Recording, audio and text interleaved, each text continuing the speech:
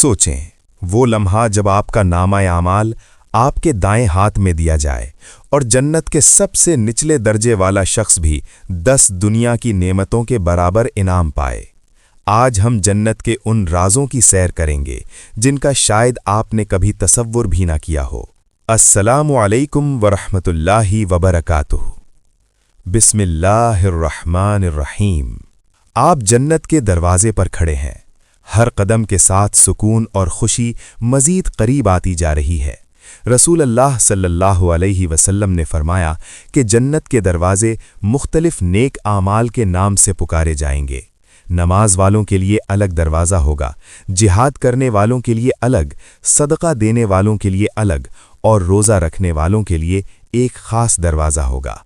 जन्नत में कदम रखते ही आपका जिस्म और रूह मुकम्मल तौर पर पाकीज़ा हो जाएंगे और आपके चेहरे पर ऐसी रोशनी होगी जो सूरज की किरणों की तरह चमक रही होगी। हर मोमिन के लिए एक खूबसूरत मकाम, एक शानदार महल और बेशुमार नेमतें तैयार होंगी और हर मोमिन के साथ उसका शरीक हयात, ख़ानदान और दोस्त मौजूद होंगे।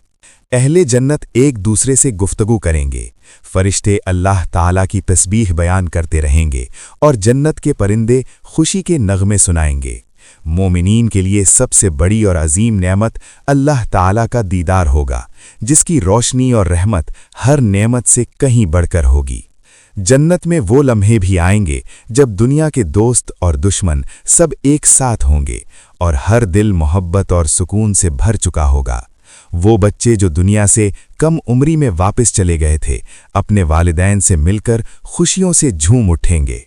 हर जुमे के दिन अल्लाह ताला अहले जन्नत से खिताब फरमाएंगे और हर मोमिन को ये सआदत नसीब होगी कि वो तन्हाई में अपने रब से गुफ्तगू करे, सिर्फ वो और उसका रब।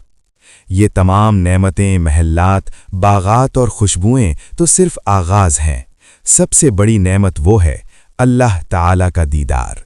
जन्नत के सबसे निचले दर्जे वाला शख्स भी हज़ारों साल तक अपनी नेमतों से लुत्फ़अंदोज़ होता रहेगा, लेकिन सबसे बुलंद मकाम पर वो होगा जो हर सुबह और हर शाम अल्लाह ताला के जमाल का दीदार करेगा।